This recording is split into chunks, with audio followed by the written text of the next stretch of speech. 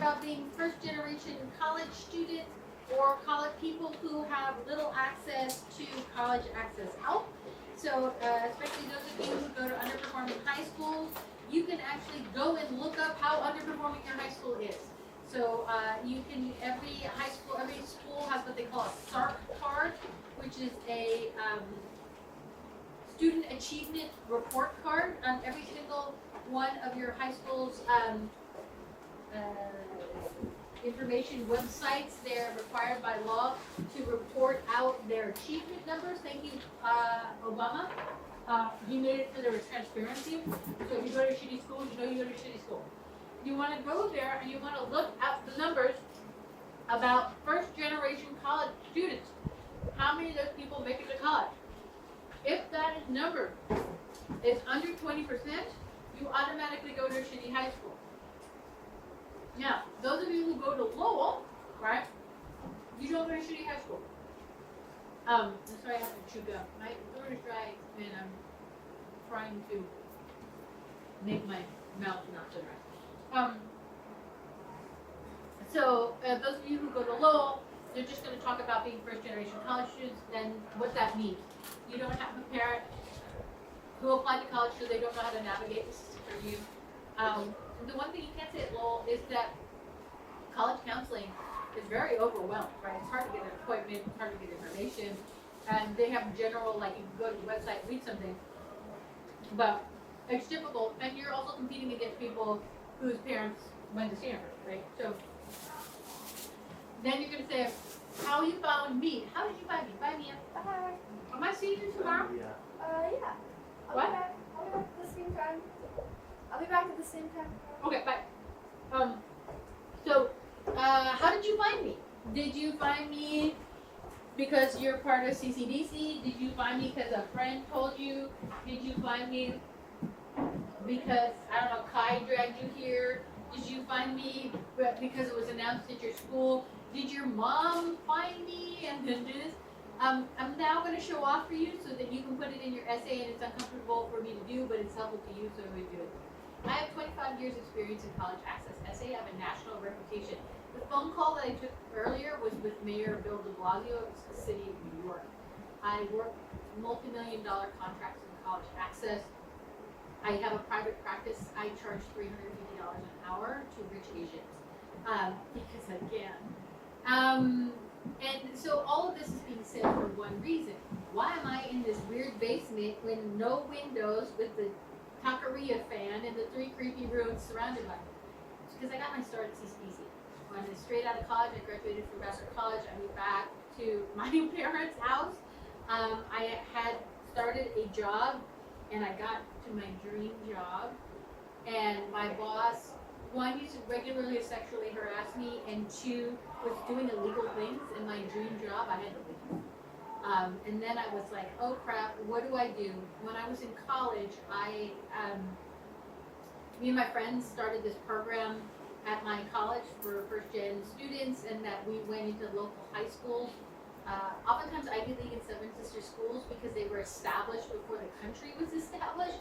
The cities that they're in were once thriving metropolises, but 200 years later, they're not. So like Princeton used to be in a shitty neighborhood. Yale is in a terrible neighborhood. Harvard's in a nice neighborhood. Vassar's in a bad neighborhood. Sarah Lawrence is in a bad neighborhood. Cornell's in the middle of nowhere. Brown is in Providence. When I was that age, it wasn't great. It is great now. By the way, now Woody schools are perfect. But I went to Vassar. The head of admissions was a old white guy, and then they decided to go in a different direction. And for the first time, they hired a queer Latinx guy to be the head of admissions, and because they were interested in making Vassar more diverse in order to keep up with Harvard. And so, by the way, to keep up with Harvard at that point had like 17% diversity, right? It wasn't that diverse. By the way, now Harvard, all the Ivy League schools, including Stanford, Georgetown, Duke, all the top 3% schools have majority people. So it works. But anyway, so they hired this Latinx queer guy, and he goes out he accepted me, right? And he goes out and he literally just sent a thing to all of our boxes. It's like, hey, you do your work study with me and I will train you. You'll get paid more and you'll be in admissions. And I was like, sweet, I'll go do that. I want to get paid more and work less. And then he revolutionized admissions. The numbers nearly doubled every year he was there. And now, oddly, he's the head of the college board, the people who do the SAT and stuff like that. And he's the one that pulled the test and redid it so that it balanced out for more first generation college students. Anyway, so why am I here? So I did that. I started my own nonprofit and I came here. Jane, Kim, and I were in another basement in North Beach, in what we called Social Services Switch Up, and we started with our first cohort, and that was over 20 years ago. And either me or somebody I've trained has been in CCDC for those past 20 years, and that's why I'm here. I only choose a certain number of kids every year, and then we get them through. So, when you're talking about educational access programs, because there's so many of them, right? This one is different than other ones because we're not like one, like, I don't know, what's one, Upward Bound. There's one at the library. There's one through CYC, right? This one is specific because it's centered around a practice of admissions, right? Because I choose admissions people and people who go to other colleges. So, however you got here, you're gonna write this thing. I figured out how to get here, and then I got this weird woman who only chooses. I cap it at 15. I only choose 15 people a year. Hasn't been for 20 years, and we have 100% admission rate into 4-year schools. And when I'm heading it, people generally get into. Not even generally. I think I don't have a broken record. Into one of their top 2 schools. So, and you get the benefit of somebody who is an admissions professional person, and also that I'm in here with you, just you, right? Whereas the thing that I'm going to do in the Bronx, that's for like 9,000 kids, which I will not see all 9,000 of them. I would just make the programs. So. When you talk about access, right? I'm not telling you this to show up. I'm telling you this because here's my theory.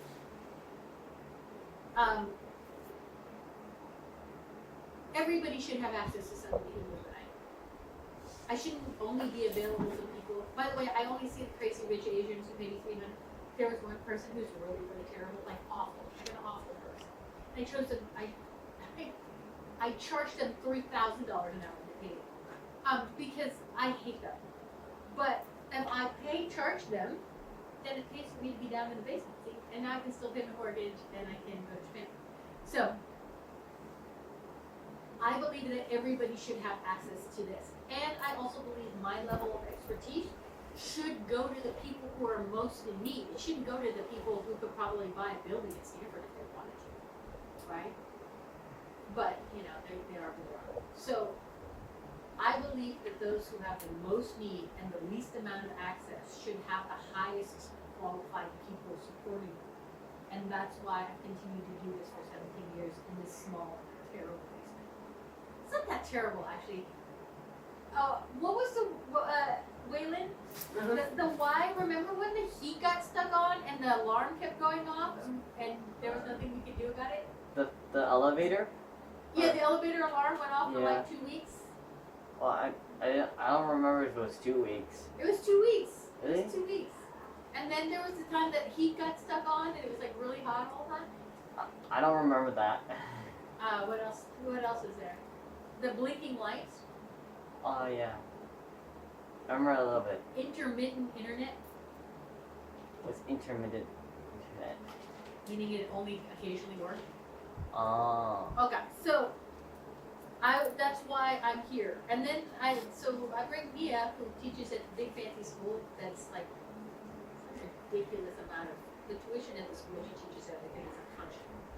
And later on, I'm going to bring in 2 UC readers who will read and score your essays off the books, so you'll know exactly what your scores will be for UC.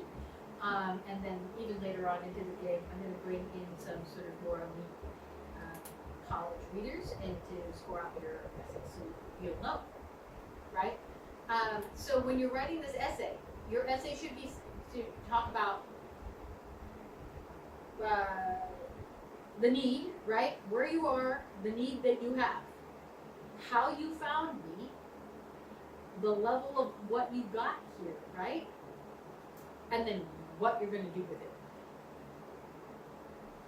And that's the essay.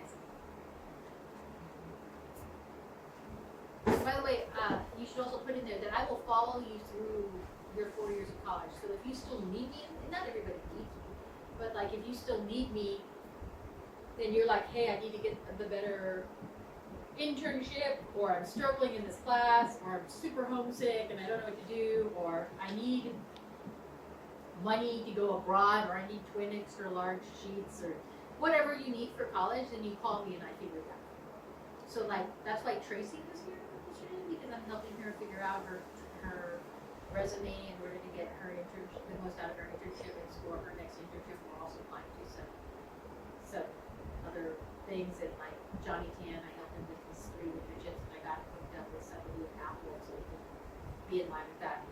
Somebody to assess his GitHub so that he would be competitive. So if you, but I'm not going to chase you, right?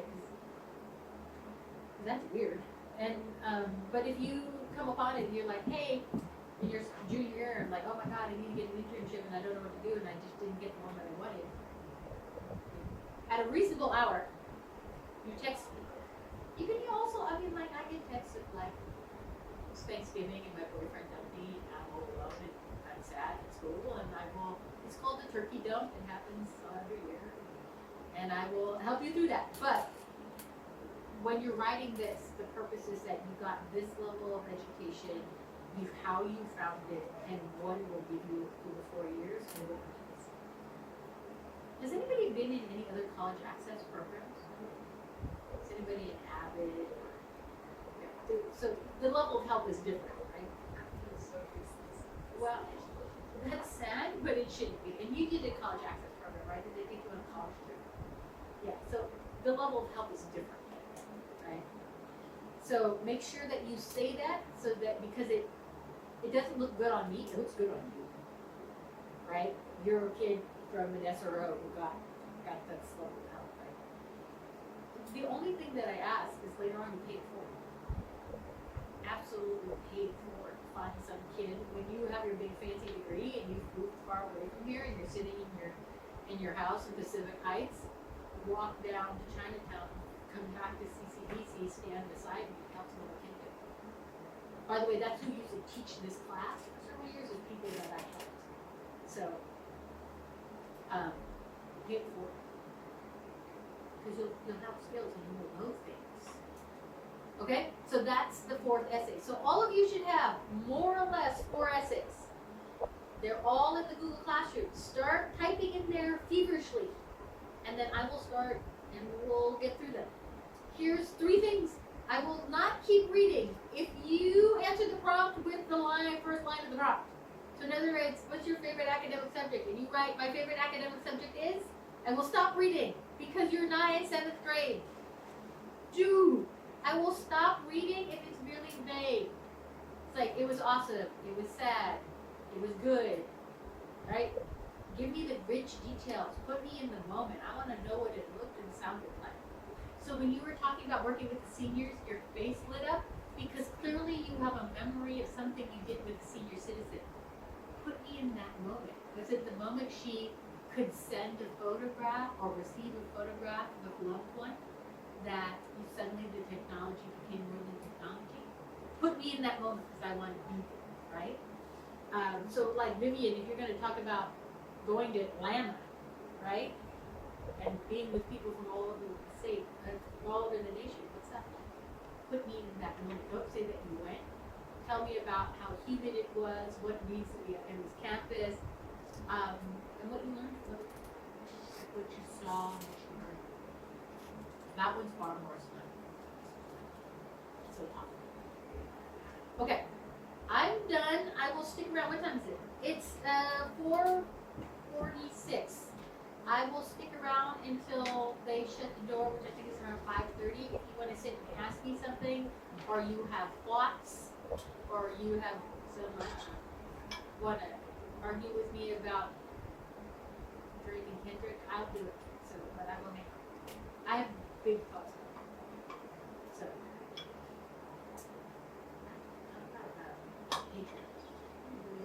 right?